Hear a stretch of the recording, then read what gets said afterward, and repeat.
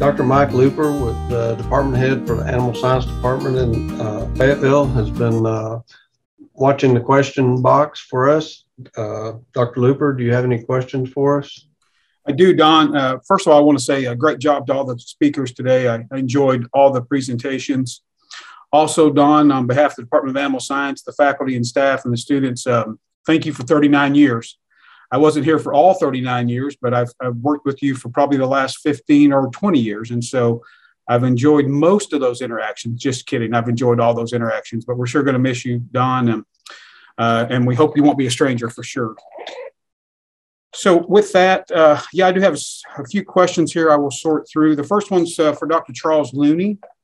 Dr. Looney, one of the audience participants says, what is the link between temperature and pregnancy rates in fall versus winter? When you're thinking about ambient temperature, does that impact pregnancy rates? Well, it's always better, particularly in fescue belt, when we have a lot more preponderance of the endophyte in the summer. The summer temperatures are higher to breed with, even if it's with non-fescue. It's the breeding in the late July and August is very difficult because of the temperatures. They produce a lot of problems for us as far as heat stress. Very good. Thank you, Dr. Looney. I'll be back. There's a couple others for you as well. The next one that I came in was Dr. Lauren Thomas. Dr. Thomas, in terms of anaplasmosis, if cattle are brought from, say, up north or a non-endemic area, are they more susceptible if we bring those cattle here in the South where anaplasmosis may be more prevalent? Sure. So great question. The animals that are going to be most susceptible to the effects of an anaplasma infection are the naive cattle. So if you are bringing in animals from a herd that does not have an incidence of anaplasmosis to a herd that does, that has a history of issues, that could be very, very problematic for you. It's those middle-aged, so anything over 2 years of age, that has never been infected with anaplasma before. When they go through that first initial infection, that's when you're going to see the most severe symptoms and the highest likelihood of death. So the recommendation in a perfect world would be to screen your herd and know the anaplasma status of your own individual herd, and then make an educated decision on whether to add animals from a distant location or a location with a different status to your herd. So if you don't have an anaplasma problem in your herd, then you may be fine. But if you do, then you're running the risk of losing those animals that you just purchased to infection. Very good. And Dr. Thomas, this kind of leads me into a second question there, and you touched on it just briefly, but in your slide presentation, the question is, if anaplasmosis is most problematic in older cows, should producers consider culling those older cows, or maybe only test that group of cows? Sure. Okay, another good question. So testing older cows, I think, is important. As I said in the presentation, younger cows seem to be, or calves, I should say, calves and yearlings are going to be the most resistant to the effects of the disease. I don't know that I would necessarily cull older cows. I mean, an older cow can be very productive for a number of years. And again, if you live in an area that has a lot of anaplasma already, because I mentioned it varies across the state. And so if your herd already has anaplasma carriers within it, those girls may do fine. And they may go on, if they've survived initial infection in the past, they may do fine. It's the naive animals that you worry about. It's bringing those new animals into your herd. So I think at the end of the day, the best recommendation is try to maintain a closed herd, especially if you're a breeding operation, and then do very careful screening of any bulls that you're going to bring into your herd. If you have a mostly anaplasma-free herd, then you want to bring in a herd sire that's also anaplasma-free, because that herd sire could be a source of issue. Very good. Thank you, Dr. Thomas. Mhm. Dr. Looney, kind of a two-part question. One, with suboptimal, or it says not optimal facilities, which synchronization protocol would you recommend? You talked about some timed AI and things like that. So I think the question is, maybe if I don't want to get cattle up as many times, is maybe a synchronization protocol 3 or 4 times, what would you recommend? And then the second part is that, how do these hormones used in timed AI affect the meat and milk in cattle? So the first part is, what would be your recommendation for a synchronization protocol with minimal handling? That's my summary of that question. I think the protocol that's probably most utilized would be the CEDAR protocol. I probably would never do a synchronization without it, but one could just do a basic CEDAR protocol, 6 or 7 days with an injection of prostaglandin at the end, and do heat detection. And that would limit the number of times that you would have to put the cows in sheet. It'd give you a little bit more labor intensity, but it might, if your facilities aren't up to par, this might be keep the pressure off of those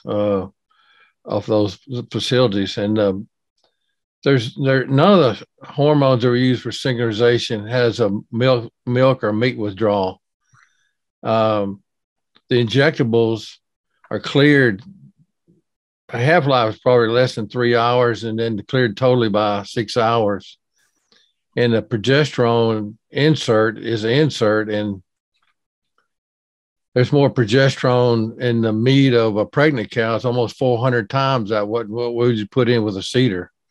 CEDAR only around 2 nanograms, and we're at a much higher rate in a cow that's bred that's been slaughtered. So there's really no problems. Probably more importantly for the safety is the prostaglandin can cause miscarriage in women in the childbearing ages. So it needs to be kept away from their mucous membranes and skin, and shouldn't be handled. And it could cause also some asthma attacks because it's a real potent vasoconstrictor. So that's from a safety standpoint. But there's really no problem with any of those products for milk or meat withdrawal. Very good. Yeah, that's good information. Thanks, Dr. Looney. Dr. Thomas, another quick question on the anaplasmosis. On the survey or the prevalence study that you conducted in 2019, was there any correlation or relationship between white-tailed deer populations and the prevalence of anaplasmosis? Okay, so that is a really good question. We actually did not look at that per se. I actually saw that question come in during the presentation, so I pulled up the harvest data, the Arkansas Game and Fish harvest data for last year, just to kind of compare and contrast. And I don't know that I can say there's any firm correlation. I don't know. That's a really good question, and definitely something that we could look into. I don't know that anyone's done any work actually doing sampling of the deer population, but that might be something to look into in the future for sure. Very good. Thank you. Got a couple more questions really quick here. Dr. Littlejohn, with your study there, kind of in the preliminary stages, I know you haven't done all the analysis. The question was, do you think that calves born to dams grazing toxic fescue will actually be more resilient? We talk about toxic fescue being detrimental, but could these calves born to the moms actually be better off? That's a great question, Dr. Looper. So actually prenatal programming fundamentally kind of really exists as a way for the fetus to kind of adapt to the dynamic environment of the dam. And so, yes, absolutely, there is potential for exposure to toxic fescue during gestation to potentially be a positive for those offspring. Now, here's the caveat.